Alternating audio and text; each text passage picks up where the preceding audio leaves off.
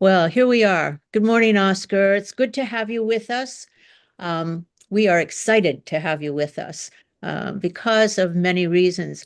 I think I told you when we met that the reason I asked you to come back for a second time round here after how many years, 8 or so, um, I get paid double then for the second time? of course, that's the way it works, was because when I read an article about you in Hughes, I saw how busy you were in retirement, and I know how busy you were before retirement. So I got excited that you would have something wonderful to say about how wonderful it is in retirement when you're so busy. But then I saw what you were doing in retirement, and I saw how important it was that we include this in our overview of diversity here in Madison. So I just want to say you founded the Omega School how many years ago? I worked at Omega for 30 years, but I Did. did track down the original founders who Ah, created it 53 years ago. So, oh my goodness. And this was a school that was primarily designed to help adults and, anybody who didn't have their high school diploma get their GED, right? correct, correct. Yeah. So, And that's during what, my 30-year tenure, I helped close to 5,000 people.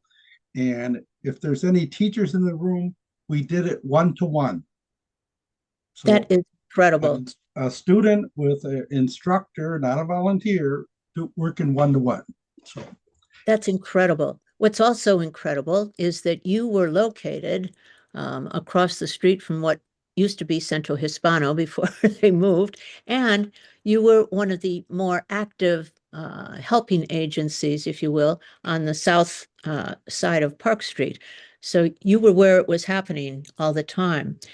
The other thing is, uh, you have been the poet laureate of Wisconsin. You've read your poetry in many places, and you're still doing that. And it's what inspired you to stay with the arts, isn't it? yeah, yeah, yes, it is. Yes, it is. And I think I'm going to hire you as my press agent. So, so if you Oh, don't have yeah. enough work to do, Patty, you're going to be my press agent because Only if you're you pay making me me what sound excited about here about myself. only if you pay me what I'm worth, right? I So, will. I'll double yourself. oh, I like that. So, Oscar, you founded Loud, okay? And I'm going to say what Loud is. It is Latinos Organizing for Understanding and Relationships. No? Well, that's close. Oh, It's and development, understanding of and course. development. Yes. Yes. And it really says everything about what you're doing.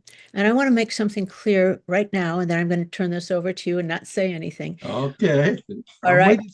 When I say that you sponsor various things and you talk about sponsoring very things having to do with the arts, you're not talking about being a promoter.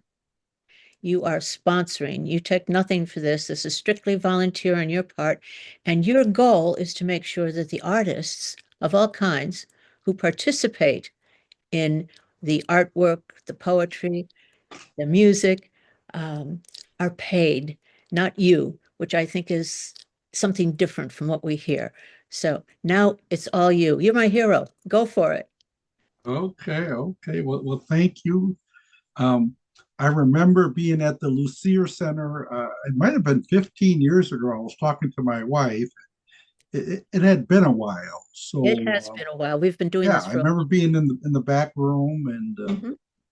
but yeah. So I think I wanted to start out with a poem, and because I was poet laureate, and um, the poem actually really captures what we're talking about today. And so I'm from a family of 13 children. And one thing you learn when you have more than one sibling is that having a sibling gets complicated. And when you have more than one, it gets a little more complicated. So I had family of 13. So I learned it, and I was number eight. So you kind of learned a lot about life a lot earlier than I had planned because you you live your life through other people's experiences, and I think that's what helped inspire me to become a poet, is because my family wouldn't let me talk. So I had to search under the covers and in the cupboards and underneath the bed to try to find my voice. So that helped me really do all the pre-thinking and do a lot of the preparation to be able to become a poet. So I don't think they realized they were doing that, but it forced me to really think about what I say, and it also forced me to be a better listener. Ah, So and then with my job at Omega School, I sort of learned everybody's a little bit different. You have to figure out how to work with this new person in front of you. And if they're convinced in about 7 minutes that you can connect with them on some level and that you're there to help them, not to harm them or tell them what to do, then they'll take the lead in reclaiming their education in life. So I wow. learned. So what you did mention is I interviewed every student over the past 30 years that came to the school. I'd I interview them remember for, sitting in your office and seeing yeah, everywhere of people, you know. It was very impressive. yeah. So I figured if I would interview them, then they would understand I'm just trying to help them move on with the rest of their life. I'm not telling them what to do with their life or how to do it, but this is a kind of a point in the road of their life they need to kind of get past, and I could help them. So that helped. All that helped me become a poet and believe I have something to say. And so this poem is titled "My Mother is a Social Worker Who Works in a Hospital." My mother is a social worker who works in a hospital. She makes daily visits, checks her charts, shares small talk with the patients as she brightens up their rooms.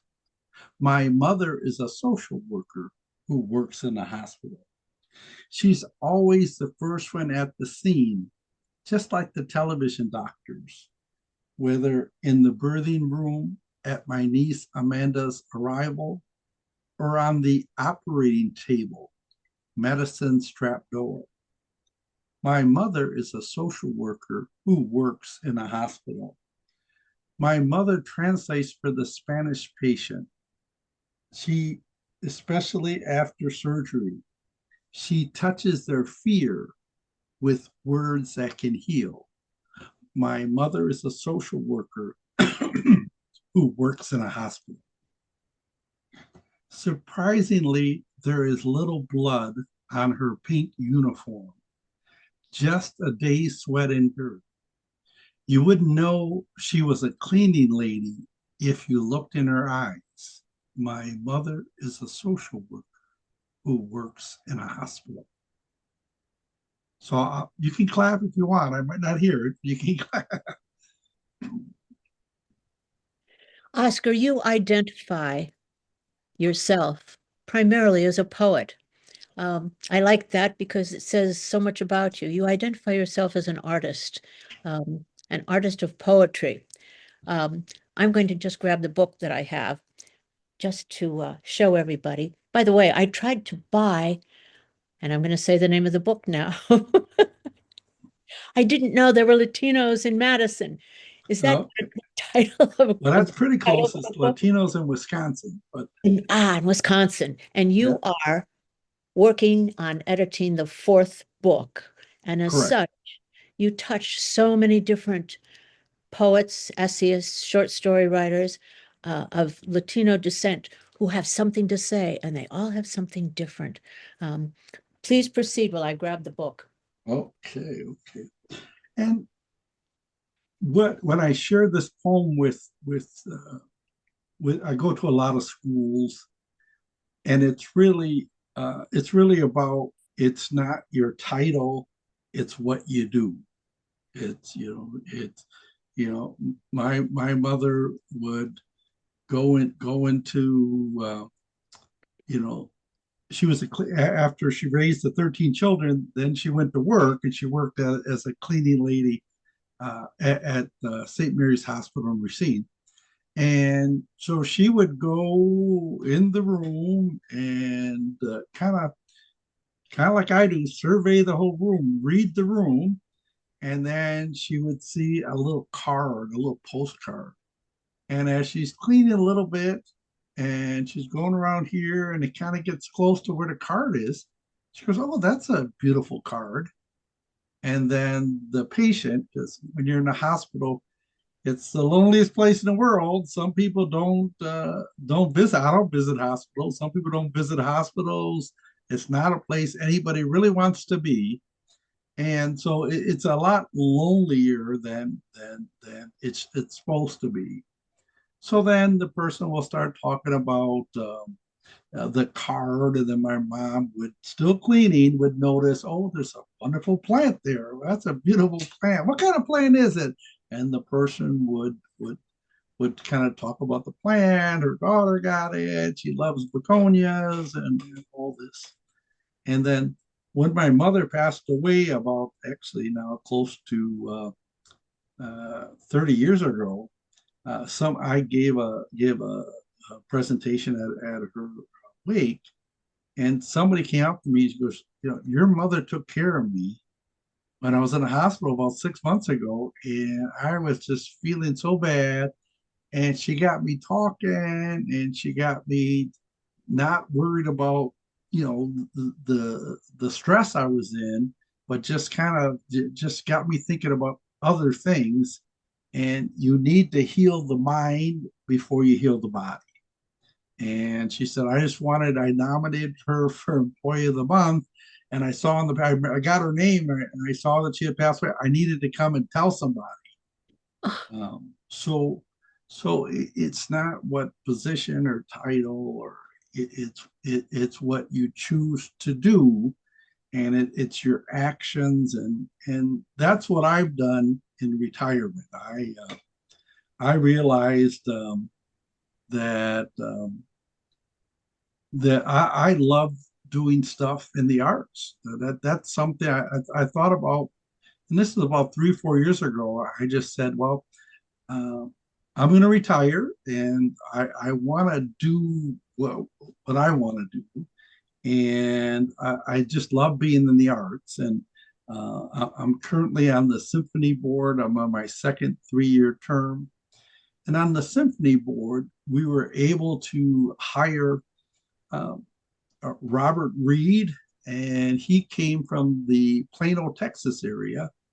And we were talking, and he said, we had a mariachi come to Plano, Texas to perform with our symphony. Wouldn't that be nice if it happened in Madison? And so in May 2024, we had Mariachi Los Comperos perform with the symphony.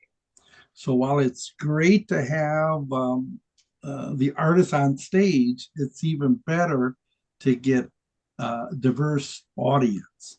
So I work with the marketing staff. We work with Movila Radio. We work with a number of other groups because the symphony has 3 performances, and we were able to kind of really diversify the audience. And then to top that, I did a pre-concert event. We had a youth mariachi from Milwaukee perform, and we had so people who might not be able to go to the symphony would be able to kind of participate. And then the other thing is I was on the board for 6 years at MoMoCA, the Contemporary Art Museum, and some professor in the late 1920s went down to Mexico, took a train, and met all the main artists in Mexico: Diego Rivera, Frida Kahlo, Siqueiros, Orozco, all the major artists. And he bought all these prints and bring them back to Madison over 100 years ago. so we had an exhibit. I helped create an advisory committee to kind of raise money. We raised close to $100,000, and we partnered the current exhibit with emerging artists. So and then we did a poetry reading to talk about. So these are all uh, things I've been able to do. Is just because I have a lot of ideas, and but more importantly than ideas, I can operationalize ideas. I can make them kind of work. So yeah. So the other thing is that I didn't want to work after retirement. So I don't. I work in a nonprofit. I fortunately I told all my kids don't work in a nonprofit if you want to retire.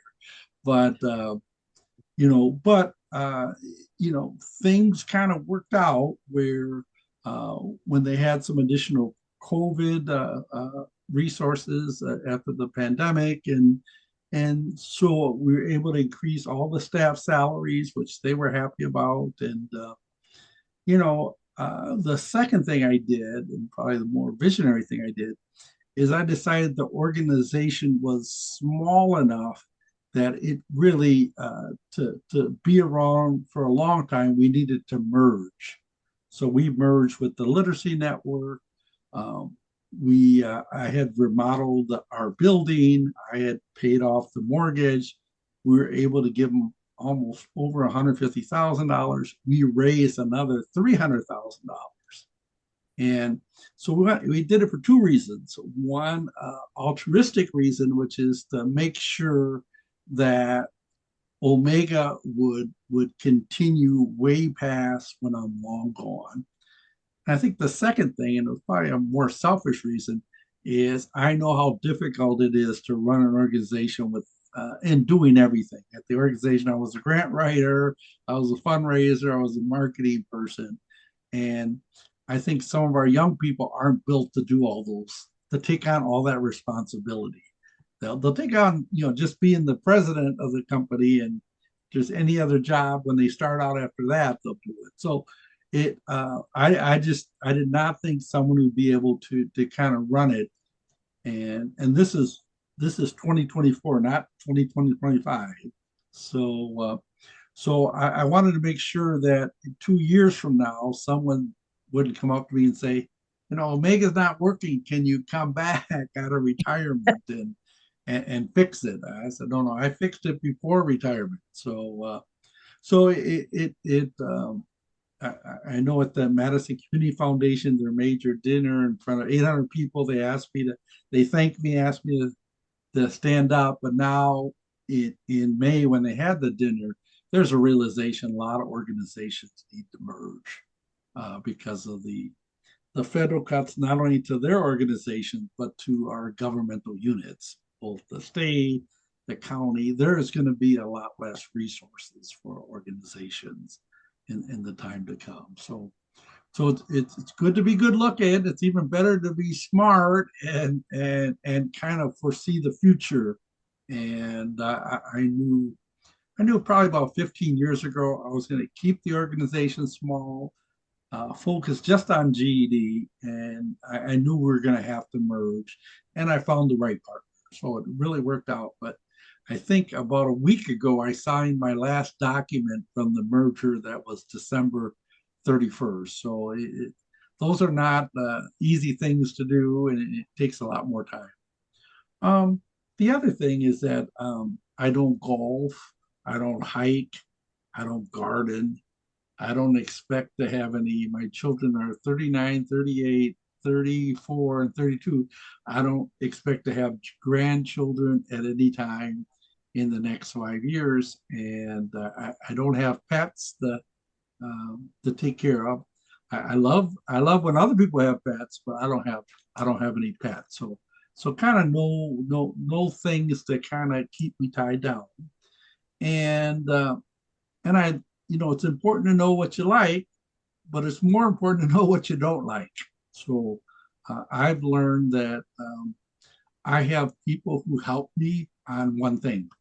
So I know they can do the one thing, and I give them enough time to do the one thing, and then I don't really have to manage people. I don't really, that's not my strength, is managing people and trying to get them to do what they're supposed to do. So, um, and then I think not working in retirement is not a plan, it's the beginning.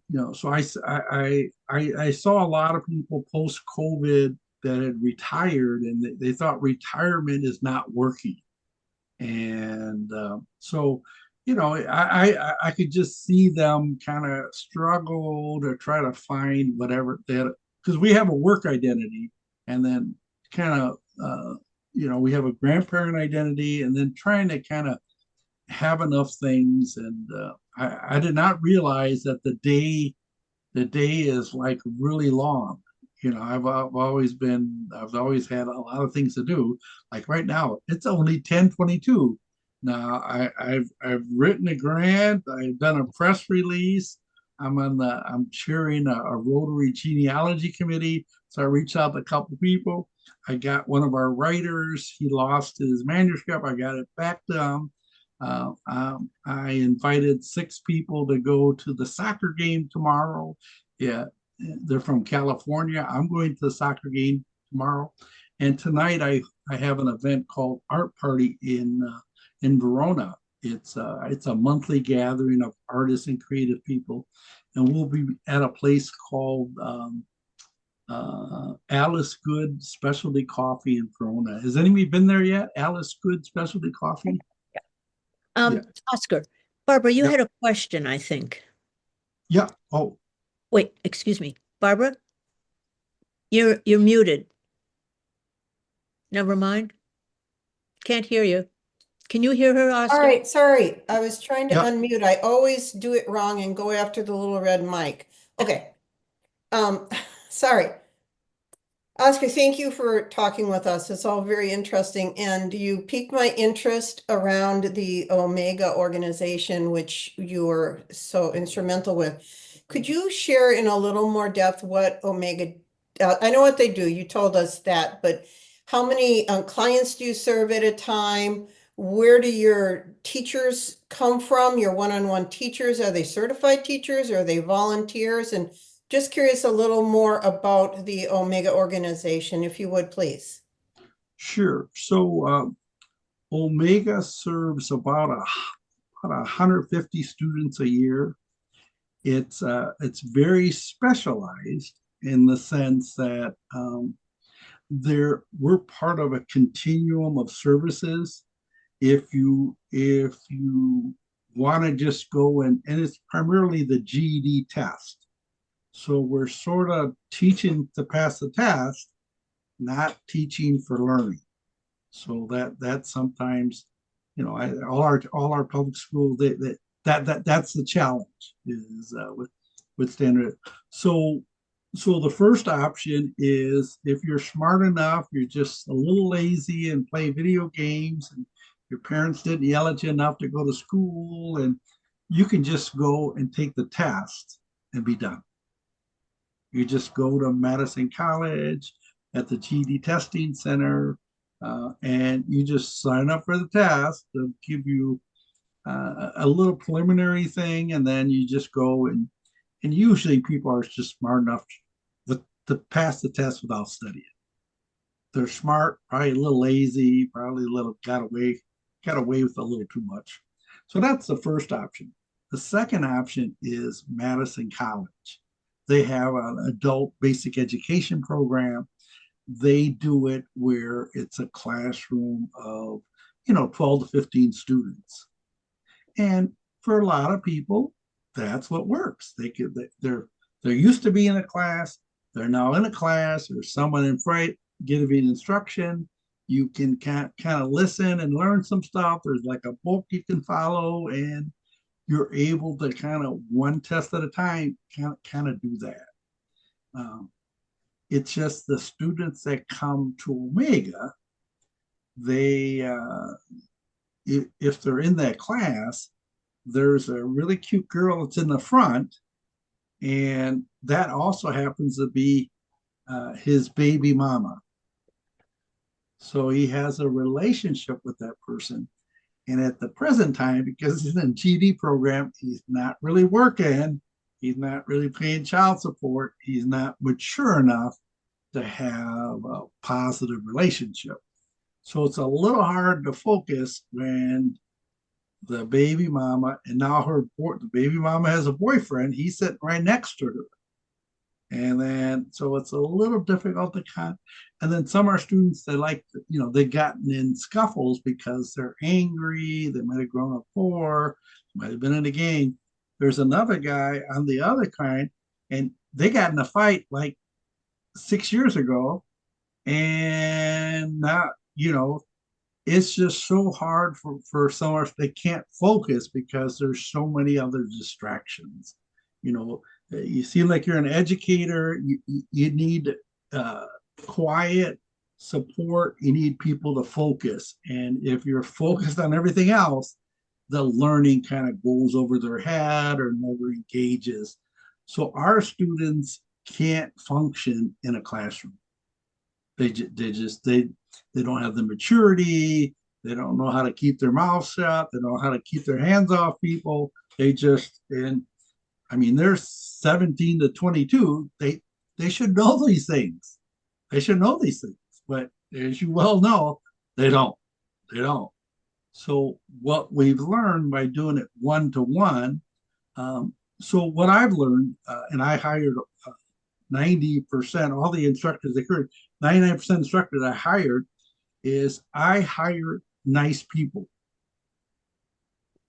Yeah, if you're nice, then that's the main ingredient, because I can teach you how to help people get the GEDs, because we kind of break down, it's one test at a time. They do a prescriptive test when they come in. The test is inform the staff what they need to study, and that's what they study. They're in math, they can't do fractions. Well, you study fractions. You don't study geometry, you study fractions, and then you get there. So what I've learned is that our students, they react to how their affect, they react to how they're treated. That's more important to them. Not that they're getting a GED. It's, so our staff can't ask students, how are you doing today? Now, why wouldn't you ask somebody it's just our students are homeless, they got in a fight with their girlfriend, they get kicked out, they have so many other challenges that they cannot ask how they're doing. And then when I was director, I solved all the problems. So I said, if I'm in a meeting, even with this group, they can come in and interrupt you at any time, because I'm giving them control over their problems. So you can interrupt me at any time, and whatever it is, I'll figure it out right away. So our students just don't have the emotional maturity. They don't follow directions.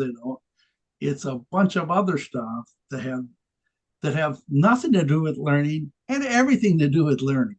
So our instructors ended up being very nice people, and we taught them the GED, but they had nothing to do with discipline.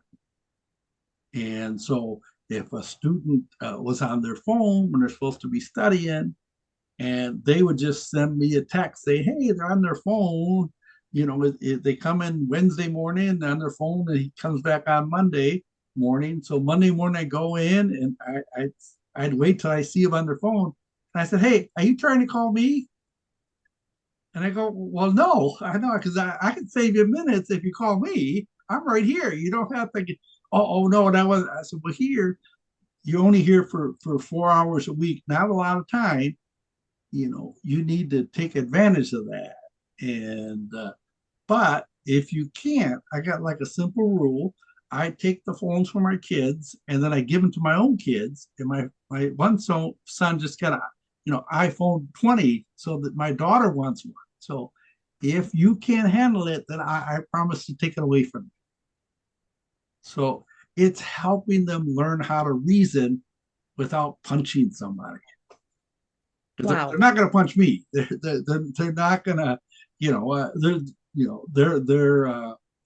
I do it in a way where it still gives them control, but there's still a lot of direction. And I use a little humor to kind of do that. So So traditional instructors with math and different degrees, they really had a lot of difficulty working at the school because they sort of felt, well, you're sort of letting them get away with whatever they get away with. And I said, no, we're bringing them along. We have to meet them where they are, and then then they'll start to learn when they don't get in the fight the second day there. They say, and then the third day they think, well, shoot, I didn't get in fight second day, maybe I might not get in the fight the third day. And then the fourth day they say, what's it, don't look if there's fights over there. And then the fifth day they say, well, shoot, maybe I should start like learning because they're not fighting here. And then 2 weeks later they forget about fighting. Yes. But did I tell them anything about fighting? No, they reasoned it out.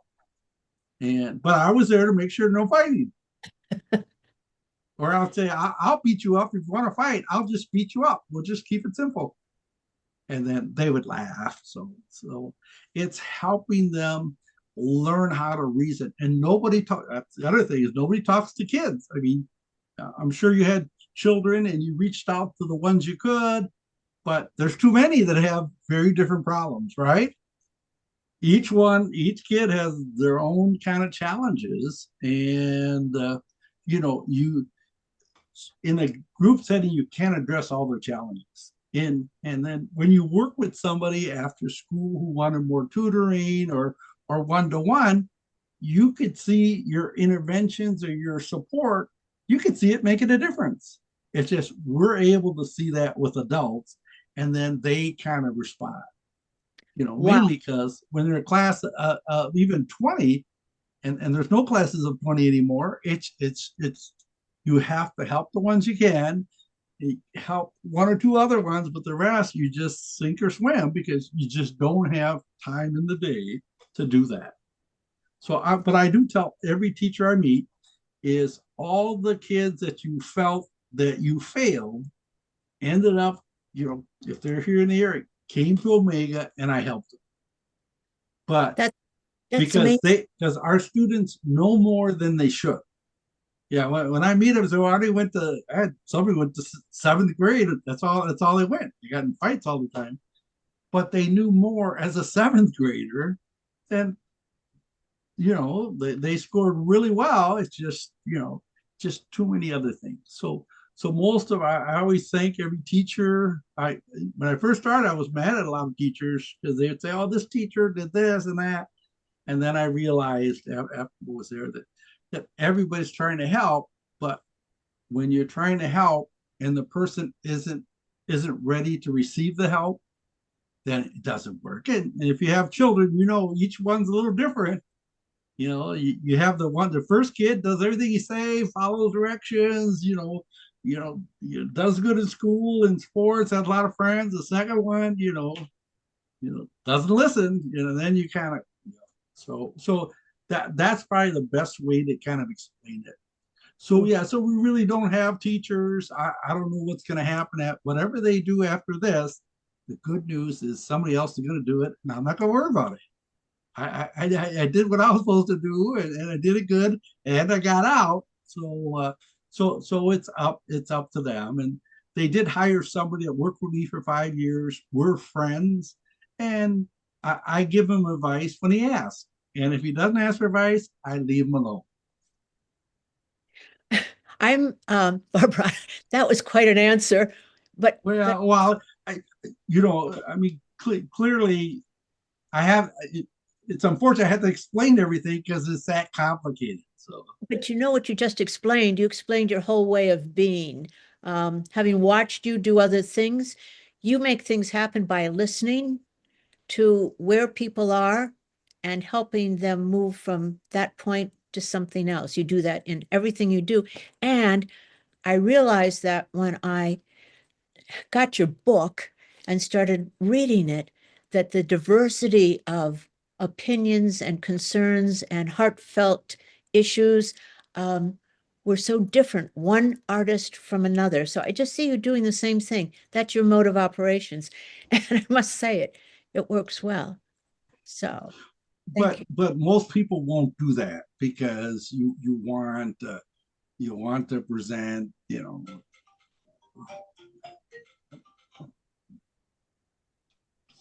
Yeah, you know, I'm a nice guy. I'm going to get along with everybody. It's just I know that am I going to agree with everything you say? Am I even going to like you? Doesn't matter. I'm going to get along with you. I'm not going to offend you. I'm not going to call you racist. I'm not going to, talk about your kids. That just, that's just not how I'm built. I'm just going to figure out a way. We're here on this planet for a reason. It's how to support you and get along. So I help people all the time. Somebody called. She runs another community agency. So I mentor about 10 other community directors. And a lot of it is I tell them, you're new here. Anybody asks you something, just say, you know what? I'm just really new here. I'm just learning. So we're not going to make any big dramatic changes because it's too early and I'm too new. Yeah, but what do you really think? I said, I think I just need to listen more. Because people want to know where you're going and you're the new leader. And, there was one agency director, I didn't get a chance to kind of meet him. He lasted 6 weeks on the job because he wanted to change the whole organization and they fired him. And, he came from the corporate sector and nonprofits are very different. So, okay. So you were retired, you were busy doing so many things on different boards and serving different in different capacities, but you organized it then.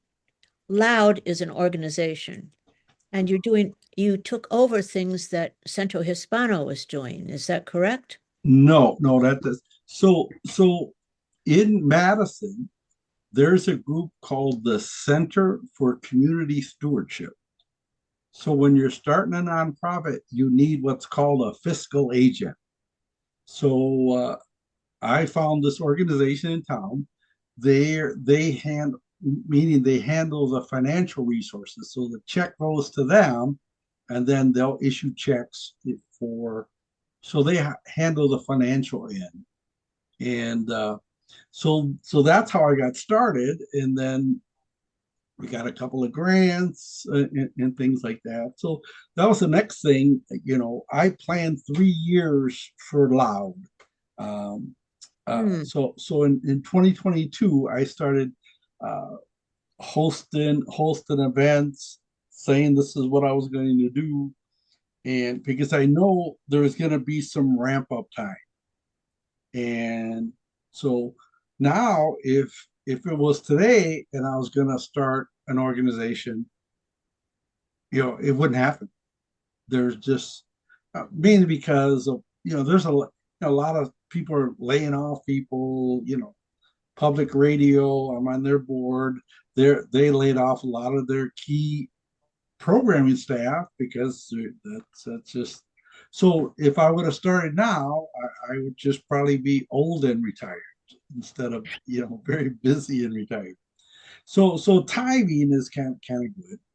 And then you know I have a clear vision. I do three things. I bring in Latino artists, whether they're musicians, they're visual artists, whether they dance, they show movies, they write poetry. So I present groups from across. So we have a mariachi coming in October from San Jose State University, and we're bringing in some visual artists from Oaxaca, Mexico. So I work with I bring artists who are not from the area and then it's called presenting in the arts language. We present them here in Madison. So that's the one thing Loud does. The second thing is we help individual artists. So I got a really good example. If I can reach over here. So,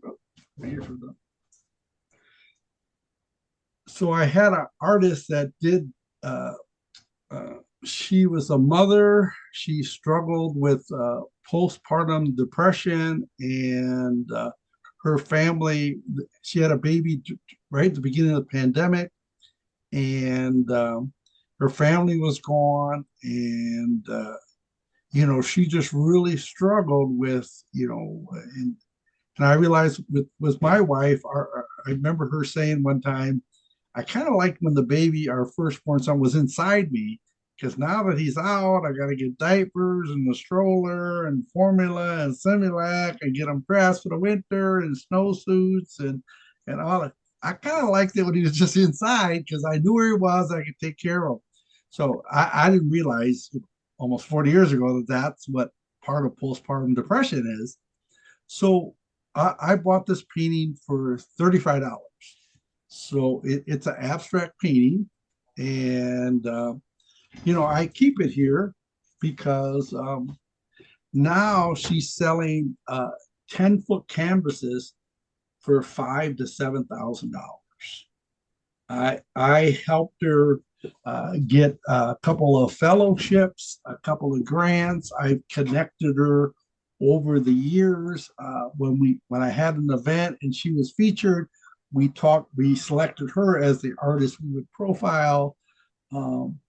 She ended up applying for a grant, a fellowship, and she didn't get it, and she was like really mad. So I said, you know what? This really mad stuff, that's good. And she goes, what? I said, that's good because you're feeling really mad. There's going to be probably 8 to 10 other artists who are really mad. And you know what they're going to do? They're not going to apply again. So that getting mad is good. Now, what I'm going to tell you is you should apply again. You're going to have those 12 people who get mad and not apply, and then the one person who got it, they can't apply again. So your odds just went up 75%. Jesus. So you're either going to get it this year or you're going to get it next year. And you already have the application in, you just have to tweak it a little bit. So you're not like you got to start from the beginning, but you have to not let things affect you. And so now, she's just, her career is just really blossoming, but all this stuff takes time. Everybody, that's what I love about the young generation. They want stuff tomorrow and maybe tomorrow afternoon. But past that, so it's a lot of fun. And I think so. So I partner with everybody. So on Friday, I don't know. I would encourage you. I'm working with American Players Theater. They're doing their first Latino themed play on the big stage. So Loud has bought about 50 tickets. We were able to get discount tickets for people to go, and I call them influencers. There's people who sometimes they talk too much, but they know a lot of people, and so I gave them a free ticket to take them to the show, and then they're gonna spread the word out. So those 50 tickets was a small investment because it's going to pay off.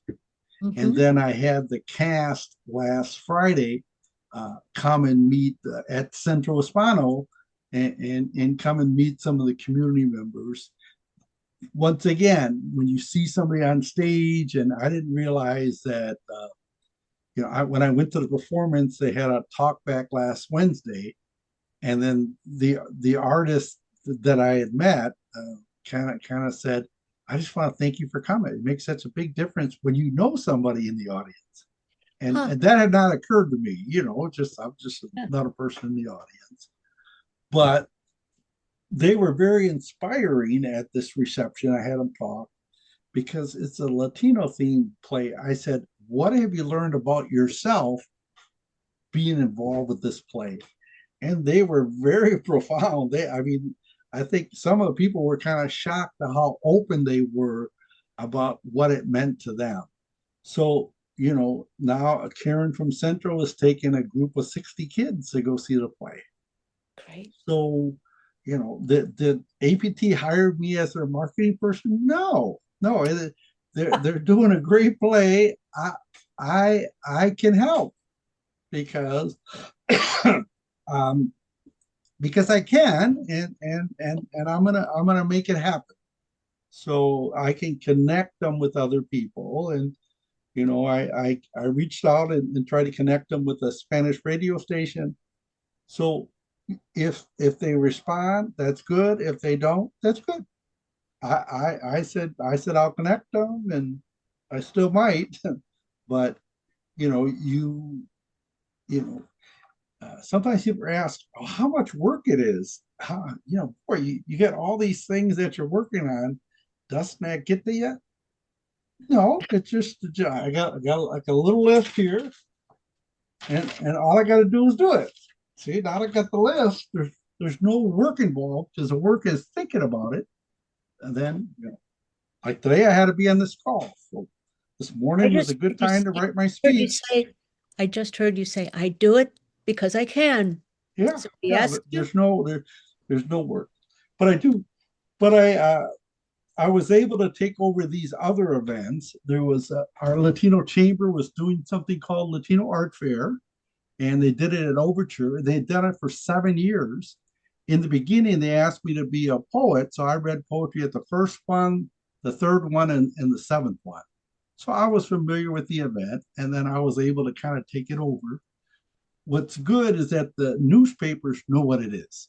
So sometimes getting media, yeah, oh, I got this new thing. Well, I don't know, but it's Latino Art Fair. Oh, I know what that is. And then because they covered, it's an annual event. They cover it every year. They're sort of programmed that way. And then there was a Day of the Dead event a professor did, and she was retiring. And then Ricardo from the Cardinal Bar had on a musical event at the Majestic called Latin Music Fest. So I took that over last year. So one of the things, these are what they call pop-up or one-day events. So it's not like you have to work all day for like 3 weeks and go to work.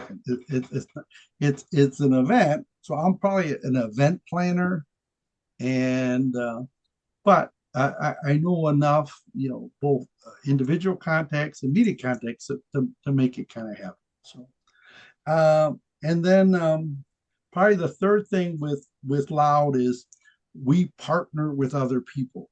So if you look at this poster here on my left, it looks like a heart.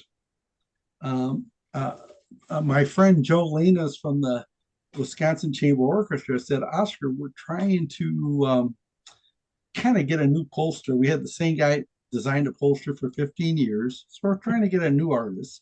So I curated about 4 artists. I said, look, here are these artists, look at their work. And if you think that's something, I'll connect you with them.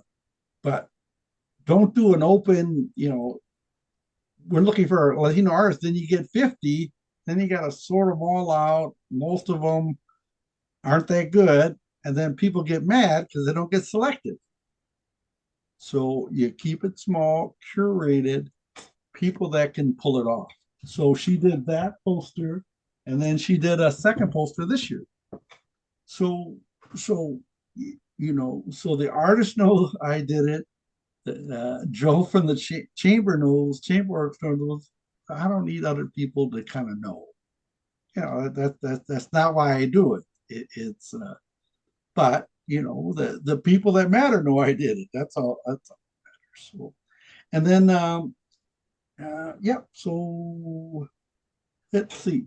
And probably the big thing, serving on these boards is that just been able to meet a lot of people who love the arts but have resources to support the arts.